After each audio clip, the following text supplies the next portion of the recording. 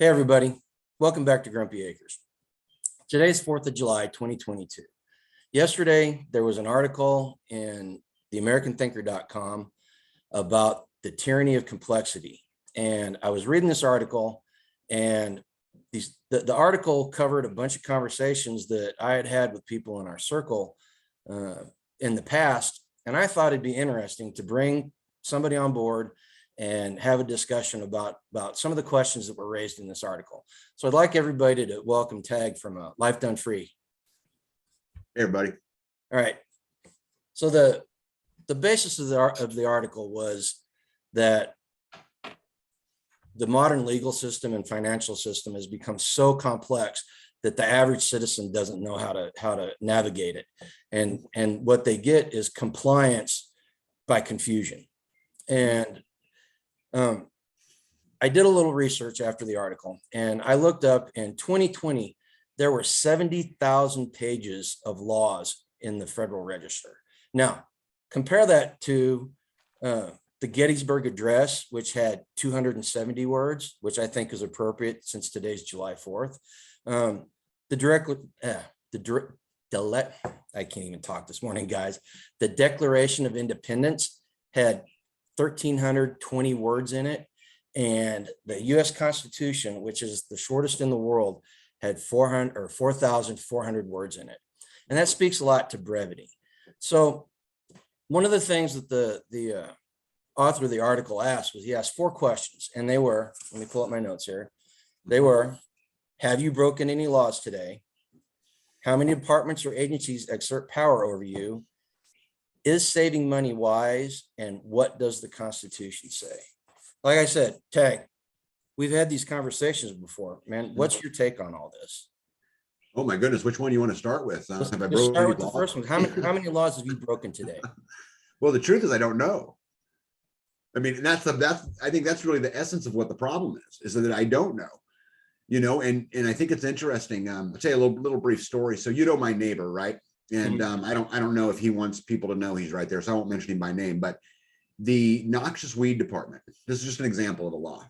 Okay, contacted him day before yesterday and said, I'm bringing the state inspector out, and we're going to inspect, and we're going to figure out how much noxious weed you got. He's like, and he told him, the hell you are. You come out on my property. You know who I'm talking about, right? Yeah, so I know exactly what you're talking about. Yeah, you know who I'm talking about. He said, the hell you are. You bring him out here, you'll be trespassing. You know, and I will call the sheriff's department, and you're not coming out here, and I don't have to obey, and, you know, piss off. Basically told him. So they got in a big old fight, but there's a law on the books that says that you have to remove this particular weed, which is called Lespedeza. And if you don't, they'll fine you $120 a day, that as long as it's on your property. But here's the funny thing. Lespedeza came here, our state brought it in to help control erosion, and because it had a good protein source, and then all of a sudden decided that it was noxious weed because it spreads, and now want to fine all of the farmers in that for not removing it out of their land, and want to force you to spray chemicals on your land, which we refuse to do. And so, but here's an example. So I broke that law today because I didn't spray no chemicals. I didn't either. Not saying that I've got any, not saying that I've got any of that weed on my property, but I didn't spray anything either. Gee, if you don't have that on your property, you are the only farm in the entire state that doesn't have it. Probably. I'm just saying, I don't know if I've got any, and neither does the state at this point. Yeah, got it. Well, and I think that speaks to the fact that, you know, there's so many laws out there. I was one of the things that the article said was that there, since World War II, there had been 200 million words encased in law. And since during that time, and I find that's insane. I mean, it's just the amount of laws are out there. And what do you think the reason why the laws become so complex and archaic? Yeah, well, I think you know, to me, it's all about control and greed. You know, and I say this all the time on my channel, and gee, I know you know this because you and I have had this conversation a lot. We live in the worst example of slavery in the history of the world. Oh, I agree. Yeah. They get us at every freaking corner. And the problem is most people can't break it, or they're just, it's so complex, you know? I've got people who have worked for me in the past who make half the money that I made, when I was in my career full time, and yet lived in a, $1 million home with 3 car payments. And I mean, it's just the way that we're programmed, I think to kind of get into that. But I think there's another point here too. And I was thinking about this when you were talking, when you ask, what law did you break today? I want to state my answer different. 0 is my answer, because any law contrary to the Constitution isn't a law. I have not broken any laws in the Constitution today. But I think it's about control and it's about greed. And I think your opening line about confusing people into compliance is exactly right. I mean, they just keep it going, keep it going, keep it going, keep it going, keep it going, And I mean, any power not, specifically given to the federal government should lie in the hands of the state, based upon the Constitution. And then ultimately in the hands of the people. And then ultimately in the hands of the people. Right. And that was one of the things that I took away from that article, was that, they're able to hide the corruption. You said corruption and graft and stuff, but they're able to hide that in the complexity of the laws. And, there's case in point, Congress can do insider trading because they wrote it into the law. Now, if you and I try to do insider trading, right, we definitely would be seeing the inside of a federal prison. You can just ask Martha Stewart about that one. Yep. She did absolutely nothing that members of Congress have not done, but by the simple fact that they're able to hide their criminal activities. And you know what? They're not criminal because it's legal by law. It's not moral. Let's put it that way. No, it's criminal. Any law that's contrary to the Constitution is not a law. Okay. I'll accept that. I'll accept that. You say it way more eloquently than I do, man. I mean, it is what it is, right? Okay. They're thieves. So let's move on. Let's move on to the second question, which I think it is a really great follow-up, because how do they enforce these laws? So the next question is, how many departments or agencies exert power over you on a daily basis? Now, that's a very good question. I never actually thought about it before. And I went out yesterday and I did a little research online. I actually tried looking up how many federal departments and agencies there are. And you know what the answer is? Nobody knows. Seriously. I found 6 or 7 different governmental agencies that purported to have the number of total federal agencies. None of the numbers matched. So I find that completely perplexing, that not even the people that wield these laws over us know exactly how many people are out there enforcing them. So what do you think about that? Yeah. This is a hard topic. I like to think that, and many people who watch my channel have known this statement, and you've known it because I've said it to you, on, numerous occasions. But the more free we become, the more stroke we eliminate. And the more stroke we eliminate, the more options you have, the more freedom you have. So I would like to think that with all of these things that we do, like, I don't have a mortgage, I provide my own power, I provide my own water, but the truth is the EPA still has jurisdiction over my water. Even though I don't hook up to any grid, I'm not in any of that. So, I mean, how many departments exercise power over me? I think I would cry if I knew the answer. Probably. I don't know. I don't know. Like I said, I don't think anybody knows, and you bring up the EPA and the different departments, and, over time, these departments have more. The EPA, for example, it was started in the early 70s to counter air pollution and water pollution. And over the last 50 or 60 years, it's evolved into an agency that literally stifles U.S. business. And you would think that the work, something that's by the federal government would not be working counter to business in America. But there it is. And that's not the only one. I mean, the list is as long as our arm, So there. Yeah, I read the other day that there's 97 tax codes. So each one of your dollars that you earn potentially could be taxed 97 different times, depending upon where you spend the money. Yeah. And I'm sure that you're going to get into money next. And oh my God.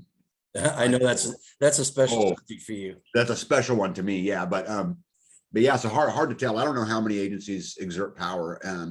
which I think this is even more important. Why, as they said, any power not specifically given to the federal government should lie in the hands of the state, because ultimately we can vote in our local representatives, we can vote in our local school boards, we can vote in our local sheriff. We have a little more control, which is why they don't want it to lie in the hands of the state, because at the state level we can actually control, Right. some piece of it. And that whole taking control at the local level is part of the intentional community that we're constantly pushing on our YouTube channels. Both of us and other people are really getting into the building community, and it's just becoming really important. And then he was gone. Okay, am I back? There you are. You're back. Okay, I might have to edit that out. Yeah, you're right. I love Starlink because the alternative of HughesNet was so bad, but it's still pretty unstable at times. It's just this whole freezing thing is something that we got to deal with. But we're going to use what you said as a segue into the next question, and that is saving money wise? And my thought on it is that the US dollar is the only value it holds is a promise by the federal government that it has value, and the ability for people to believe that promise. So in my book, and mind you folks, this is not financial. I'm not doing any financial guiding or anything. This is just my personal opinion. And same goes for tag. So if you guys follow what we say and run into trouble, that's on your own. All right. So anyway, that's, to me, that doesn't sound like a sound foundation to build wealth upon, is relying totally on that fiat currency. So what do you think about that? Yeah, I think because of the way the question is worded, is saving money wise? The answer is yes. Now, if what the question asked was, is saving currency wise, I would answer that question probably differently, right? Mm-hmm. So I believe in being asset rich and trying to convert my currency, because you're right, because it's only backed, by the belief that it can buy something.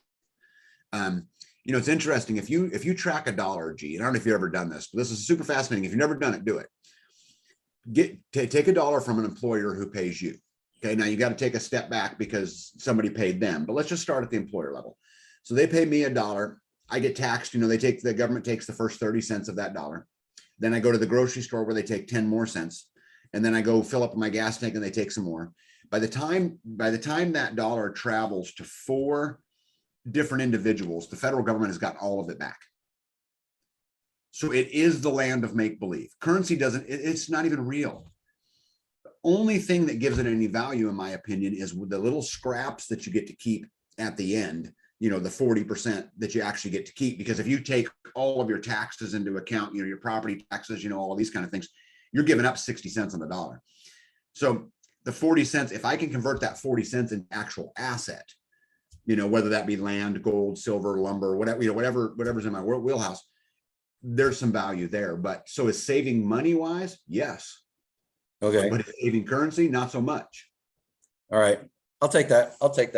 The article approached money and currency as interchangeable. Yeah. And but I think what you said is absolutely correct. I don't know. Did you watch Permapasture Farms live stream last night with I didn't. I didn't. I've got it on my list to do, but I have not watched it yet. Well, I'm gonna spoil a little bit for you. Okay. One of the suggestions that was brought up on how we deal with everything that's going on is in the Muslim communities in America, money exchanges hands at least 8 times before it goes anyplace else. And so that money is circulated within the community multiple times before it goes out and it hits something else. And so that's that whole alternative economy that people are starting to talk about. So I think it's really important at this point that we start looking at ways to keep that money inside the community before the federal government or the state government gets their hands on it. And how they do that's for another discussion. That's a completely different discussion. But I think what you're saying about being asset rich is absolutely pertinent today's times. All right, so let's go on to the last one. Right. I like this one. I know you're going to have something good to say about this one. What does the Constitution say? So the premise of this question was, do you actually know what the Constitution says, or have you bought into uh, the narrative that this is constitutional, where it's not? So what are your thoughts on that, Tag?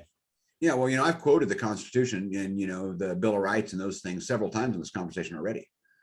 At the end of the day, what it says is that the power lies in the hands of the state, ultimately the people. And it's so funny when we go to the ballot box, I vote against every new initiative. I don't care what it is, because the power, it's gotten too out of control. It's gotten too big. And so I don't care what the law is, it needs to be handled differently. Yeah, I think the best thing we can be doing is shrinking the size of the government, but it's super hard to do because it's so big and so many people are so dependent. We talked about modern day slavery, which is what I believe this whole thing is anyway. You and I have talked about this over and over and over and over again. And so what does the Constitution say? Well, it says a whole lot of stuff that none of us follow. Just like, and we get into any one of the amendments, the Second Amendment says, the right shall not be infringed. Shall. It says shall. It doesn't say maybe. It doesn't say on this case or that case. It doesn't say, it says shall. It's just simple, same with the First Amendment, same with the Fourth Amendment, legal search and seizure, right? The noxious weed, we began this conversation talking about the noxious weed department. The noxious weed department claims they can enter my property without a warrant at any time they want to. The noxious weed department. How long till they've got armed agents backing them up too? Right. Here's another one, the electric company. So let's say you use Westar Energy for an example, right? One of the reasons why I didn't connect to the grid, even though it'd be super valuable, is because my whole system will connect to the grid just fine. But as soon as I connect to the grid, what it does, it allows them to come inspect at any time without a warrant. Right? So, what is the Constitution? I wish we'd follow more of it. Yeah. I think the two recent rulings that went against the message that the SCOTUS came down, I think that illustrates something really important to this conversation. The left in this country is apoplectic about those because they see rights where there weren't any. And that was the whole point of the rulings were, okay, these are not in the Constitution. And so they went back to original intent.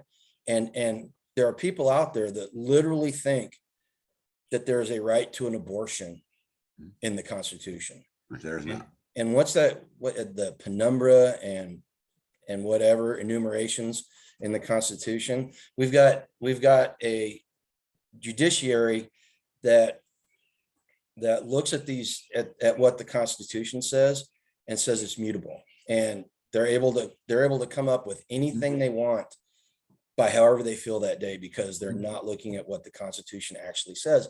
And then that gets put into the narrative and becomes the message, and people start believing that it's the truth. And I'm sitting here and I'm pointing fingers, and until I was completely awake, I'm not even gonna say completely awake, until I started really studying about it more deeply, I fell into that crowd, and it took actually learning about it in order to make it so I understood what the Constitution actually says.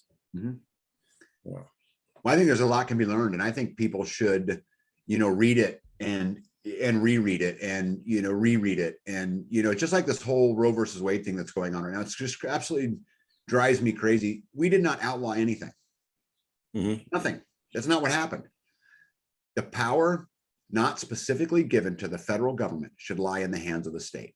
That's it. Right. That's what the new thing is with Roe versus Wade. It's not legal or not legal or this or that. And I'm not even going to get into that debate because I'll and that goes directly to what I was saying just now is what came out of that off of a concurrence that was written, that they're out there 100% certain that transgender and gay marriage is next on the chopping block, or whatever they want to call it, because Clarence Thomas said, this argument could be applied to multiple different laws currently on the books. So it's the narrative is being set for the next battle in that. Okay, Well, but it should be. But this is even important, even with the LGBT community and the gay marriage and all the stuff we talk about. The law would not be banning it. What they would do is they would say the power belongs in the hands of the state, which is what it was designed to do anyway. Right. Go vote. Guys, you want the control on the local level. You want it to be at the state. This is what you want because you can influence it. You have no power to influence it at the federal level. None.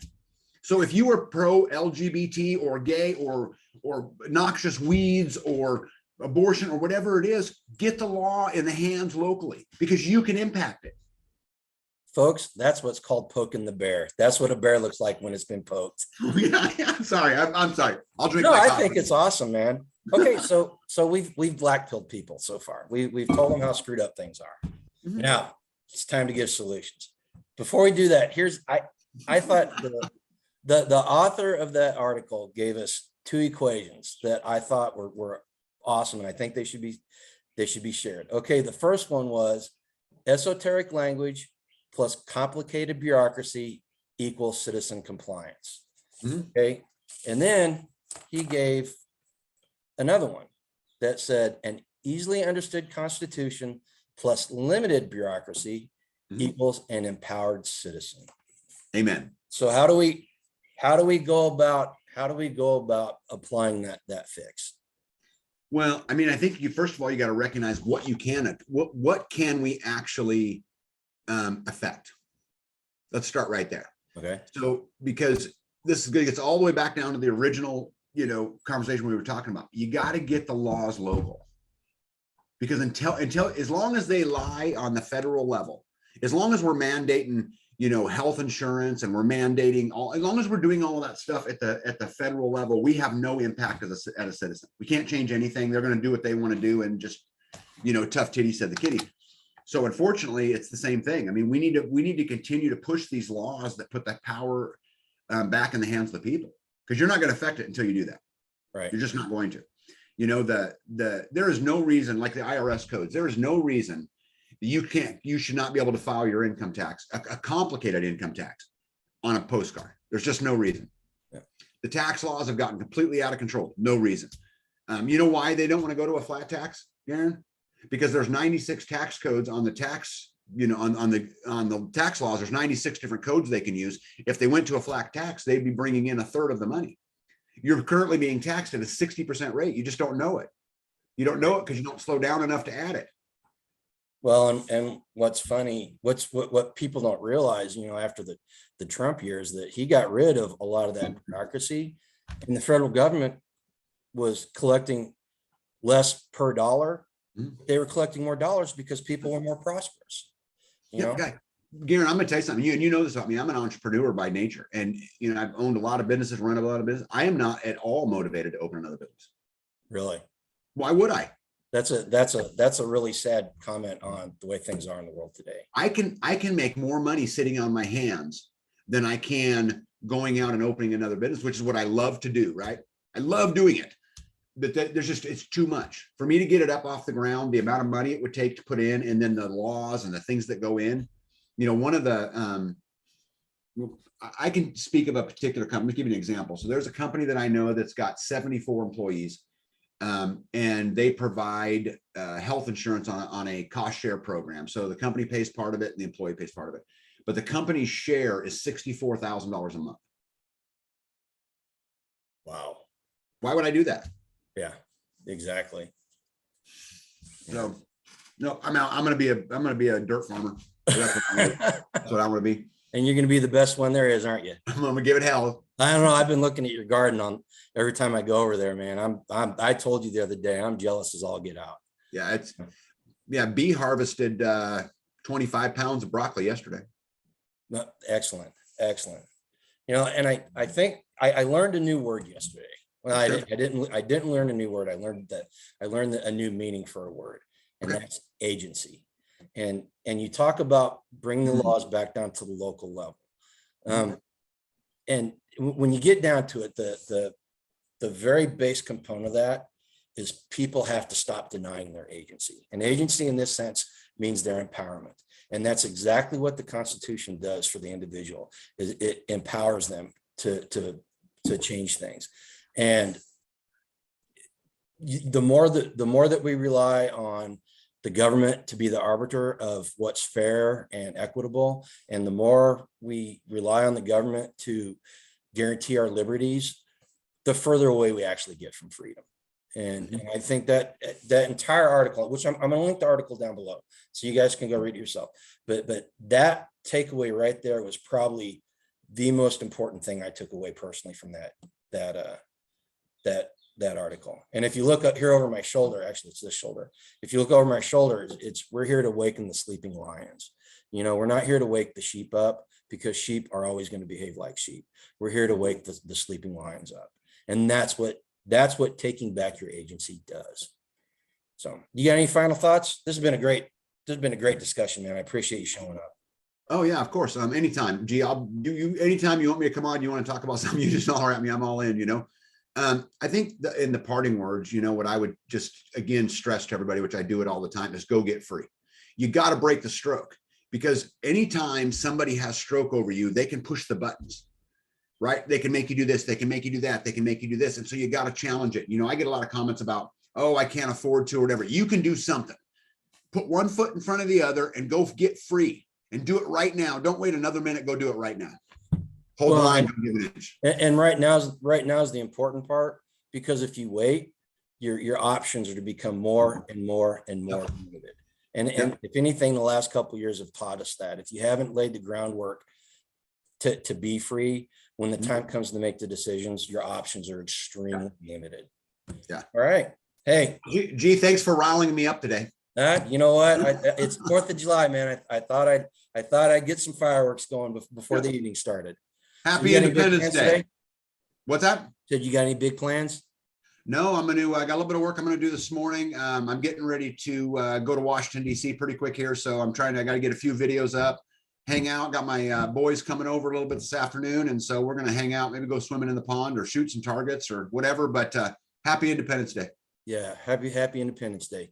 I'm going to put Tag's link. If you're not already a subscriber to his channel, you guys need to go do it. They've got some great stuff going on over there. If you found this interesting, go ahead and share it out with people that might find it enjoyable. And most of all, go out and pursue a lifetime free. Amen. See you guys.